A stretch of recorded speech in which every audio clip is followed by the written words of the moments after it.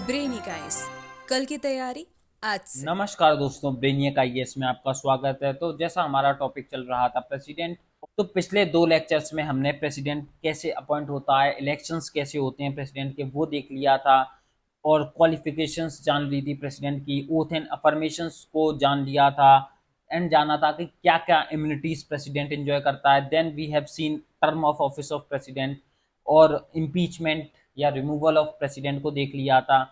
फिर हम power and functions पर आए थे, जिसमें हमने पावर को डिवाइड कर दिया था into executive power, legislative power और financial power and judicial power. तो आज के लेक्चर में हम वीटो पावर की बात करेंगे।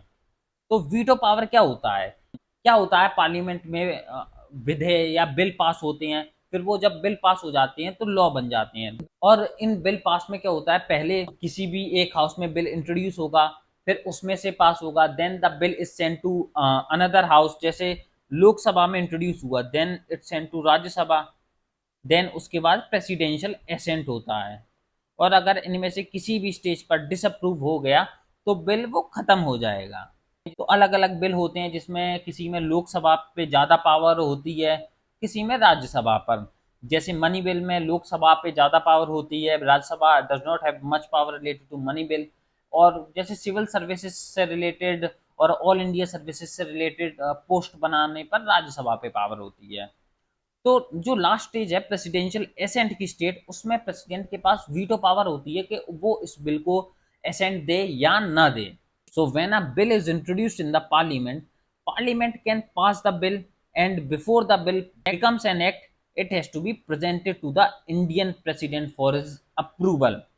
It is up to the president of India to either reject the bill, return the bill, or withhold his or her assent to the bill.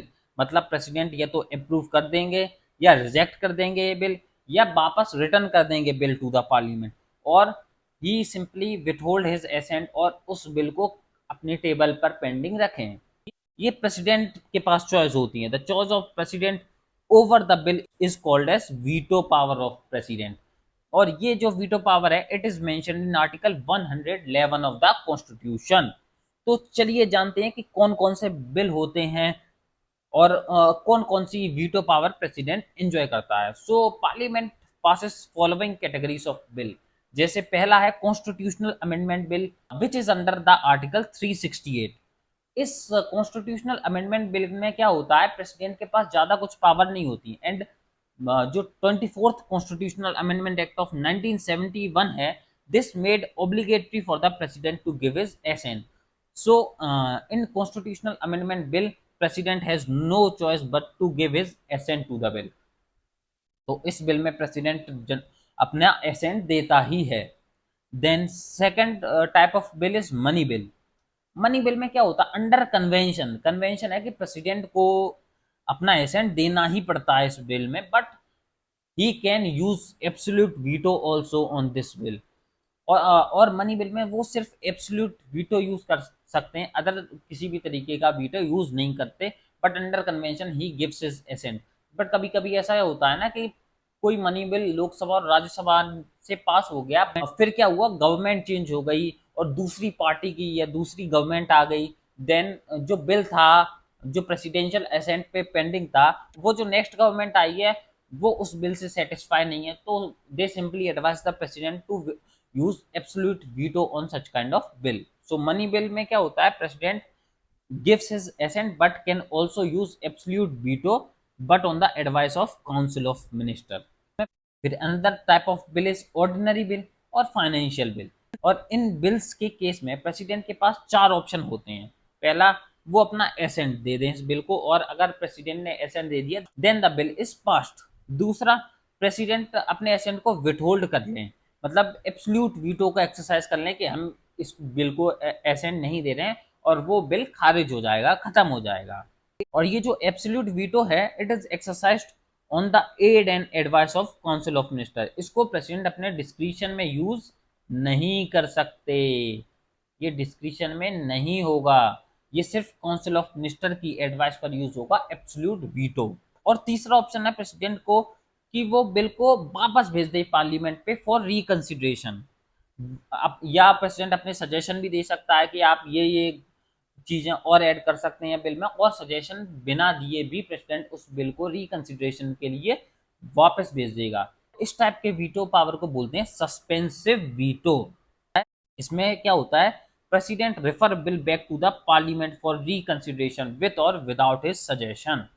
और इस केस में क्या होता है, अगर पार्लियामेंट ने फिर से उस बिल को पास किया विथ अमेंडमेंट और विदाउट एनी अमेंडमेंट, जैसा वो बिल था उसी स्टेट में फिर से पास कर दिया, देन प्रेसिडेंट इज ओब्लिज्ड, मतलब वो मजबूर होंगे कि उस बिल को एसेंट देना ही पड़ेगा। So if parliament passes the bill again with or without the amendment, then president is obligatory to give his assent।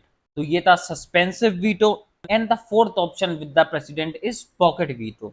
इस पॉकेट वीटो में क्या होता है, प्रेसिडेंट ना तो बिल को रेक्टिफाई करता है, असेंट भी नहीं देता, ना ही उसको वापस भेजता है, ना ही रिजेक्ट करता है। तो इस केस में क्या होता है, प्रेसिडेंट सिंपली जो बिल है उसको अपनी टेबल पर पेंडिंग रखा है, उसको पेंडिंग फाइल बना दिया है कि ना इस पे हमने एसेंट दिया है, ना इसको रिजेक्ट किया है, ना इसको वापस भेजा है। तो इस टाइप के वीटो पावर को बोलती हैं पॉकेट वीटो, कि मतलब सिंपली पॉकेट मतलब अपनी प्रेसिडेंट ने जेब में रख लिया है फॉर इनडेफिनेट पीरियड। ये जो पॉकेट वीटो पावर है ये सिर्फ इंडियन प्रेसिडेंट के पास है। तो अमेरिकन प्रेसिडेंट है उनके पास किसी भी तरीके की पॉकेट वीटो नहीं है। और अमेरिका में क्या होता है, प्रेसिडेंट को 10 दिन के अंदर जो बिल है उसको रिकंसिडरेशन के लिए भेजना पड़ता है। They can not exercise pocket veto. तो ये थी वीटो पावर प्रेसिडेंट की related to different categories of bills. तो हमने देखा प्रेसिडेंट के पास एब्सोल्यूट वीटो होता है जो वो एक्सरसाइज करते हैं on the aid and advice of council of minister. Then there is suspensive veto, then there is pocket veto. अब जानते हैं कि क्या कभी प्रेसिडेंट ने ये वीटो पावर को यूज किया है। So let's see the instances where president exercise its veto power. So 1986 1986 में जो हमारे प्रेसिडेंट थे ज्ञानी जेल सिंह, उन्होंने पॉकेट वीटो एक्सरसाइज किया था with respect to Indian post office amendment bill, जो राजीव गांधी गवर्नमेंट ने इंट्रोड्यूस किया था। और प्रेसिडेंट ज्ञानी जेल सिंह को लगता था कि इससे जो हमारे जो प्राइवेसी है उसका हनन होगा, जो हमारी फंडामेंटल राइट है उसका हनन होगा, और जो सिटीजन्स की प्राइवेसी उनसे छीन ली जाएगी। इसलिए प्रेसिडेंट ज्ञानी जेल सिंह ने पॉकेट वीटो एक्सरसाइज किया था। आप जानते हैं कि जब राजीव गांधी अपॉइंट हुए थे इंदिरा गांधी की डेथ के बाद, तो Giani Zail Singh appointed Rajiv Gandhi in his discretion. But फिर आगे जाकर उनके जो मत थे उन वो मिले नहीं, और उन्होंने जैसे ये Indian post office amendment bill है उस पर ज्ञानी जेल सिंह ने पॉकेट वीटो एक्सरसाइज किया। देन डॉक्टर राजेंद्र प्रसाद ने भी एब्सोल्यूट वीटो यूज किया था on PEPSU bill. PEPSU Patiala and eastern Punjab princely states union था, जिसके जिन्होंने 1954 में आई थिंक बिल लाए थे। देन उस पर जो राजेंद्र प्रसाद थे उन्होंने एब्सोल्यूट वीटो का एक्सरसाइज किया था।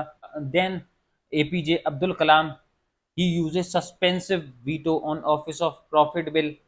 तो काफी इंस्टांसेस हुए हैं where they uses its veto power. और जो प्रेसिडेंट है he can also use veto power with respect to state legislations. अगर गवर्नर ने कोई बिल को रिजर्व कर दिया for the consideration of president, तो उस केस में भी प्रेसिडेंट अपनी वीटो पावर को एक्सरसाइज कर सकते हैं। So friends, this is veto power for you. आज हमने देख लिए थे various categories of bill, then we have seen the what are the options with president और क्या उनके पास वीटो पावर होती है।